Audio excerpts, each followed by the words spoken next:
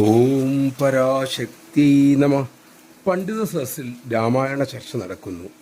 ഓരോരുത്തരും അവർക്കിഷ്ടപ്പെട്ട വ്യാഖ്യാതാവിനെക്കുറിച്ച് വിവരിച്ചു.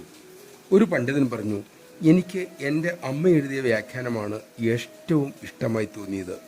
അത് കേട്ടപ്പോൾ മറ്റുള്ള പണ്ഡിതന്മാർക്ക് അത്ഭുതം. അവർ തിരക്കി, അങ്ങയുടെ അമ്മ രാമായണം വ്യാഖ്യാനിച്ചിട്ടുണ്ടോ? പണ്ഡിതൻ പറഞ്ഞു, ഉവ്, അമ്മ സ്വന്തം ജീവിതം കൊണ്ട് രാമായണം വ്യാഖ്യാനിച്ചു. രാമ സന്ദേശങ്ങൾക്കനുസരിച്ചാണ് അമ്മ ജീവിതം നയിച്ചത്. ഇക്കഥ പറഞ്ഞിട്ട് അമ്മ അരുളി, മക്കളെ, രാമായണ പാരായണം നല്ലത് തന്നെ. പക്ഷേ അത് ജീവിതത്തിൽ പകർത്തുമ്പോഴാണ് ഉത്തമമാകുന്നത്, ശരിയായ രാമായണ ഉപാസനയാകുന്നത്. നമഃശിവായ. നമ്മുടെ ജീവിതം രാമസന്ദേശമാക്കി മാറ്റാൻ നമുക്ക് സാധിക്കട്ടെ. അതിനായിട്ട് നമുക്ക് ശ്രമിക്കാം. അതിനുള്ള വിവേകത്തിനായി അമ്മയോട് പ്രാർത്ഥിക്കാം.